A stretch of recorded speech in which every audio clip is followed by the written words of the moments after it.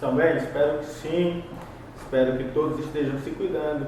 Infelizmente não podemos estar na escola, mas vamos nos esforçar para aprender aqui pela internet.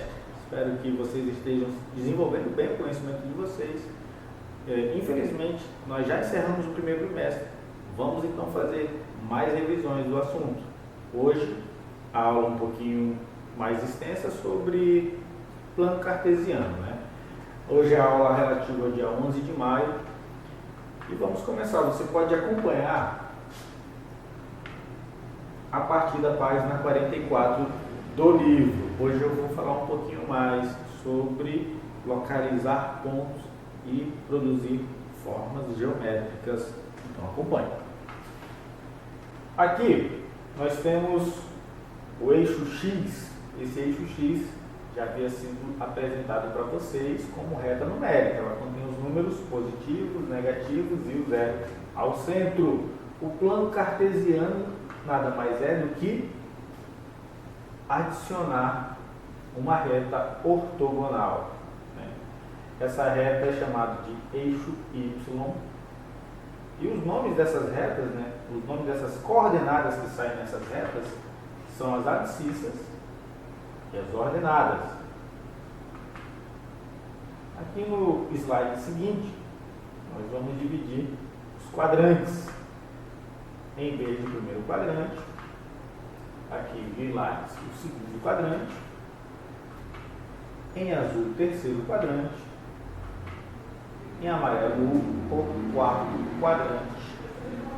Ali onde está aquele zero, nós temos a origem de tudo, a origem para o eixo X e os números positivos e negativos na horizontal, a origem para o eixo Y e os números positivos e negativos na horizontal.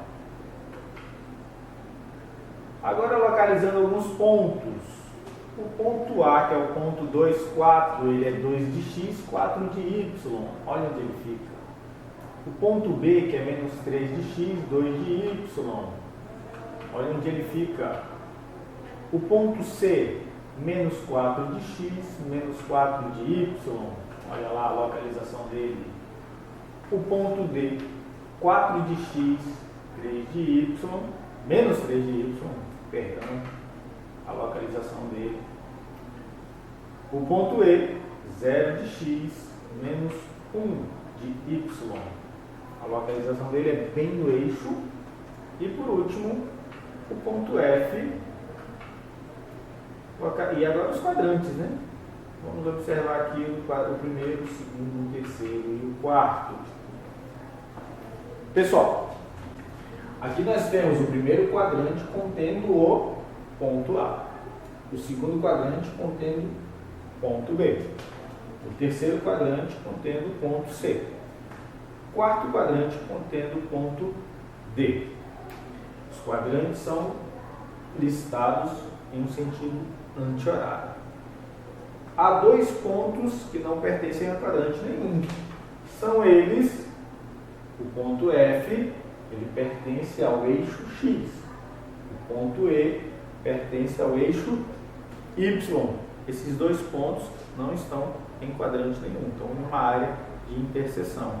Já os outros pontos estão distribuídos nos quadrantes. Tranquilo? Vamos continuar a revisão. Aqui nós temos alguns exemplos. De novo, o plano cartesiano. E o exemplo pede para representar os pontos abaixo do plano cartesiano. Ignore a continuação, que é o exemplo 2, daqui a pouco a gente faz. Por enquanto, apenas representar os pontos do plano cartesiano. O ponto A, que é o 4, 1, e 4 de x, olha lá, destacadinho. 1 de y, olha ali, destacadinho. No encontro dessas duas coordenadas, nós chegamos no ponto A. Tranquilo? Continuando. O ponto B, menos 2, 3. Olha lá, menos 2 de x, 3 de y. No cruzamento, o ponto B. Tranquilo? Vamos para o ponto C. O ponto C, menos 3 de x, menos 4 de y. E a localização bem no cruzamento das coordenadas vai estar o ponto C. O ponto D, 0 de x. Observe que o 0 de x é todo o eixo y e 2 de y. Então, está ali o ponto D. O ponto E é o ponto 1 de x, ali destacado, menos 2 de y, e o ponto E surge. O ponto F é o ponto 3 de x, lá destacado, 0 de y. O 0 de y é todo o eixo x. Lá o ponto F. O exemplo 2, que é a continuação daquela frase lá em cima, indique a qual quadrante ou a qual eixo o ponto pertence. O ponto A pertence ao primeiro quadrante, o ponto B ao segundo quadrante, o ponto C ao terceiro quadrante, o ponto D a quadrante nenhum, ele está no eixo Y, o ponto E ao quarto quadrante, o ponto F também não pertence a nenhum quadrante, ele está no eixo X. Beleza? Espero que você tenha acompanhado e que tenha compreendido. Se não, volta o vídeo, veja de novo a resolução deste exercício. Outro exemplo. Localize os pontos abaixo no plano cartesiano. O ponto A em menos 3, olha lá destacado, 3, destacado também, menos 3 em x, menos 3 em y. Então, está lá o ponto A. O ponto B, 9, é o final do plano cartesiano desse quadriculado, 1 de y. Então, onde eles se encontram, o ponto B. O ponto C, menos 3 de x, menos 1 de y. Olha onde ele surge. Como nós já compreendemos, como que produz esses, como é produzido, né? Como é localizado, vamos seguir assim. Já está lá o ponto D, o ponto E e o F. O D era o menos 1, menos 7. O E, o 1 menos 1, o F, 7, 1. Então, deu uma observada, você vê que o ponto está bem localizado. O G, 1, 3. Onde é que ele aparece? E o H, menos 1, 9. Lá em cima, um pouquinho à esquerda do 0. E agora, todos os pontos foram localizados. Do A ao H. Observe bem aqui que é uma distribuição entre os pontos do primeiro, segundo, terceiro e quarto quadrante. Nenhum ponto está sobre o eixo X, nenhum ponto está sobre o eixo Y. Todos esses pontos pertencem a algum quadrante. Um quadrante com mais pontos, um quadrante com menos pontos. Lembrando aqui, ó, menos 1, 9. Menos 1 em x à esquerda, 9. Lá no topo de y. Vamos seguir? Agora tem o exercício 2. Ligue os pontos no plano cartesiano da seguinte forma. A. Em ordem alfabética. Então, primeiro parte um segmento de A até B. Depois de B até C. De C a D, de D a E, de E a F, F a G, de G a H e de H até A. B. Ligue apenas os pontos internos. Então, ligamos B com o único ponto que pode... ligamos D com H, né? D só pode ligar com H. E agora sim, B com F. Então, está ali os pontos ligados, os pontos internos. mais pontos internos podem ser ligados? Sim. A e E, C e G. Olha a figura que surgiu. Pergunta: qual foi a figura gerada? Essa figura aqui, gente. Acho que vocês já podem ter visto ela em algum mapa lá da aula de geografia. Essa figura tem um nome, não é? O que ela faz? Indica norte, sul, leste e oeste. Ela se chama Rosa dos Ventos. E ela aparece em outras versões, né? Ela aparece nessa aqui, com pontos colaterais e subcolaterais. Só pela curiosidade. Olha o que dá para fazer no plano cartesiano. Você pode localizar pontos e com a união desses pontos você pode produzir figuras geométricas bem interessantes. E agora que você adquiriu esse conhecimento, eu peço que você vá lá no livro didático de 15 até 9 e livro de atividades. Desculpa, gente, aqui é o livro de atividades. De 47 até 51, faça os exercícios que você encontrará lá a respeito de plano cartesiano. Eu agradeço a sua participação e até a próxima aula.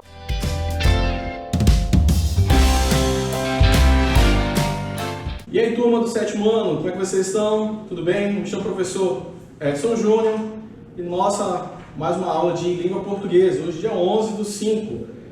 Vamos lá? Bem, na nossa última aula nós falamos sobre coesão textual, né? Nós falamos como ela acontece, né? E hoje nós vamos falar sobre frase, oração e período, certo? Vamos começar a nossa aula? Vamos lá? Aí está as correções que nós colocamos no exercício anterior, na aula anterior. E aí somente são 3, né? É que você faça as correções, que está lá na página 13, lembrando que é do livro de atividades, certo? E aí você coloque. Não é necessário estar idêntico, tá, gente? Por favor. Se está que mantém o mesmo sentido, você pode deixar. Tudo bem?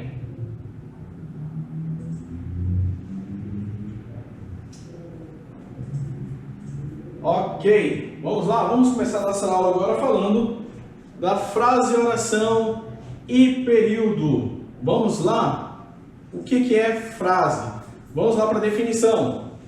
Frase é qualquer enunciado que, de forma organizada, comunica uma ideia de sentido completo.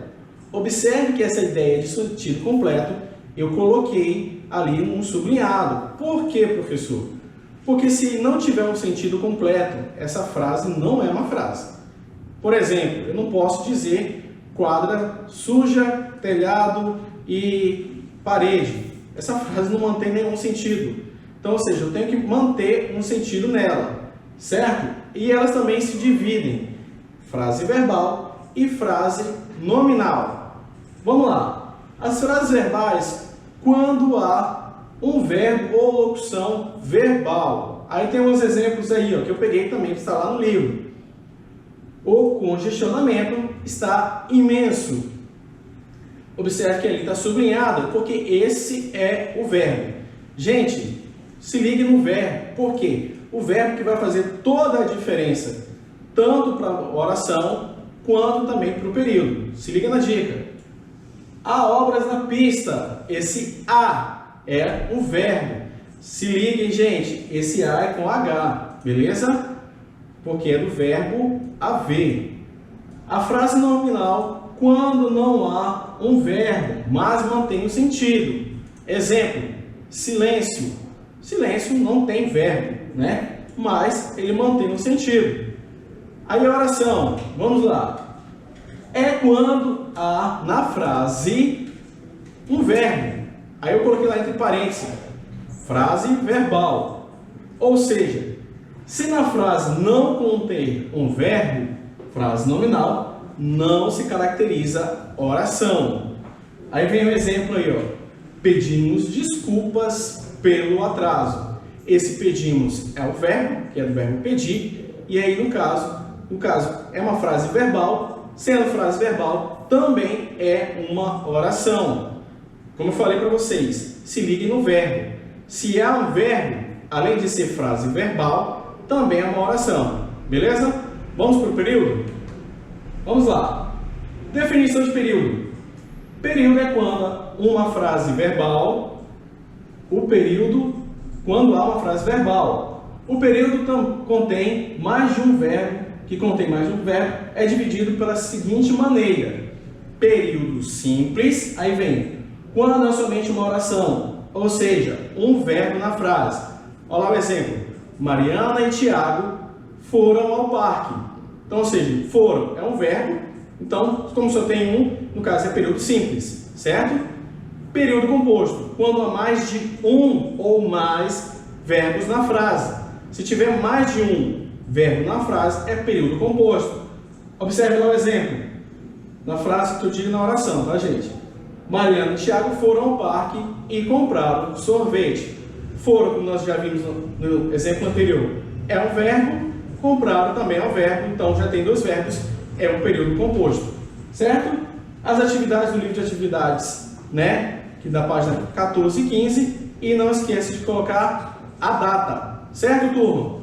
Espero que vocês estejam bem, se cuidem, e essa foi a nossa aula de hoje. Um abraço virtual, tchau, tchau!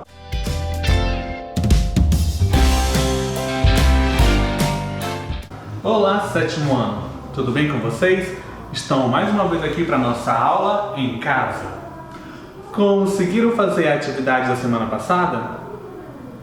Atividade 1, atividade 2 da página de número 32 que nós deixamos? Isso aí! Parabéns para aqueles que conseguiram, né? Na aula de hoje, a gente vai retomar um pouquinho desse contexto do Renascimento e a gente vai falar de dois artistas que marcaram a história do Renascimento dentro da pintura. Acompanhe comigo aqui. A nossa aula de hoje é referente à aula do dia 30/4, tá? E a gente vai retomar este conteúdo. Vamos começar. Vamos falar de Sandro Botticelli, lá na página 10 do livro didático de vocês, e também vamos falar de Leonardo da Vinci, que foi um dos pintores que está em destaque na atividade que vocês realizaram na semana passada, aí na sua casa, tá? Lembra da atividade 2 que você teve que trazer algumas características do Leonardo da Vinci? Muito bem, vai ser útil para a aula de hoje. Então, na aula de hoje, a gente vai voltar um pouquinho lá nos pintores do Renascimento. Vamos falar de Sandro Botticelli, vamos falar de Leonardo da Vinci, verificar as suas obras mais importantes e quem foram estes pintores dentro do Renascimento. Olha só, quem foi Sandro Botticelli? Sandro Botticelli foi um italiano, desenhista e também pintor, tá? Dentro das obras que Sandro Botticelli pintou, tem uma obra muito famosa chamada O Nascimento de Vênus. Quem lembra dessa obra? A gente viu um pouco o detalhe dela em sala de aula. Vamos recordar, tá? O Nascimento de Vênus, ele tem uma aparência, né, uma valorização do ser humano, mas também alcança a mitologia grega, tá? A gente vai observar a imagem da obra daqui a pouco e vocês vão verificar essas questões que a gente vem falando, das características principais do Renascimento, que é o que? Valorização do ser humano, a busca pela natureza, tá? O equilíbrio, a proporção, que a gente vai estar conversando. O Nascimento de Vênus é um tema mitológico. Tá? Ele traz um pouquinho da mitologia grega para as suas obras, como também ele trabalha muitas cores frias, ou seja, tons mais claros, tom mais pastel.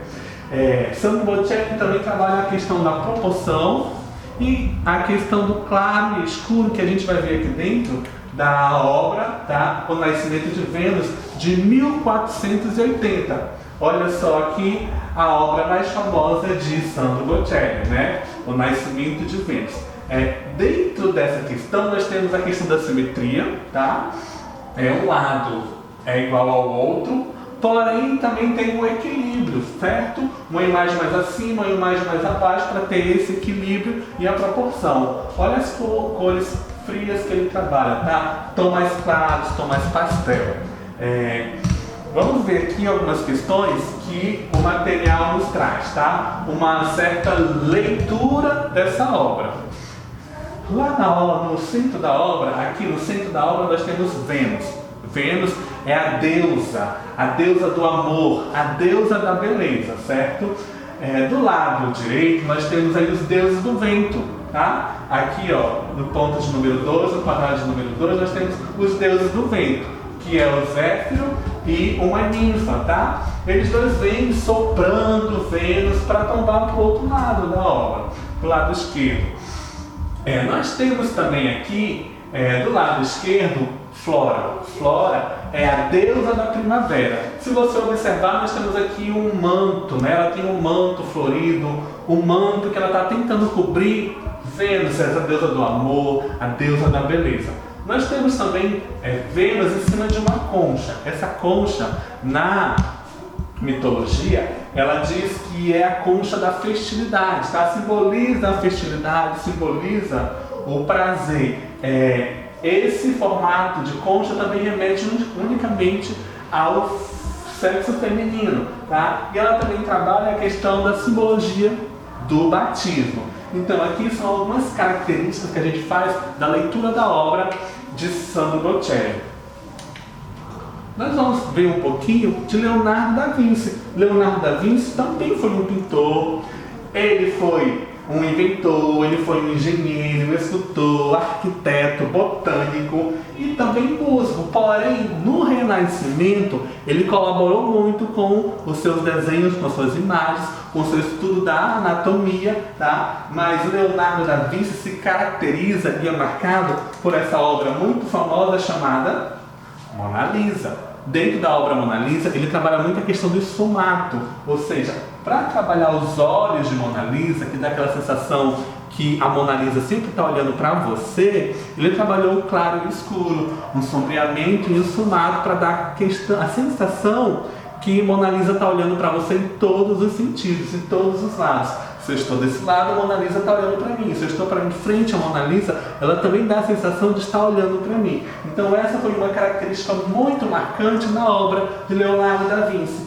Leonardo da Vinci também criou essa obra chamada O Homem Vitruviano, tá? Essa obra já que trabalha a questão da simetria, olha, lados iguais, a questão da proporção e o estudo da anatomia, tá?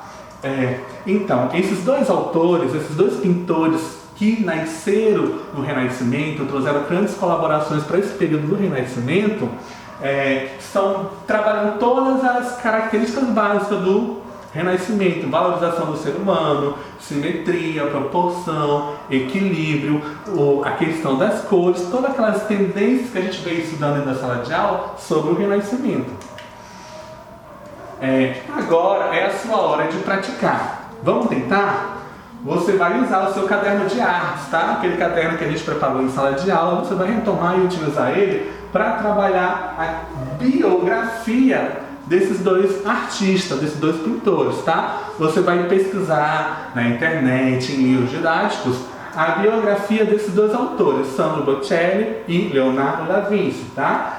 Você vai dizer quem aonde nasceu, com quem viveu, onde se formou, todas essas características para montar a biografia desses autores.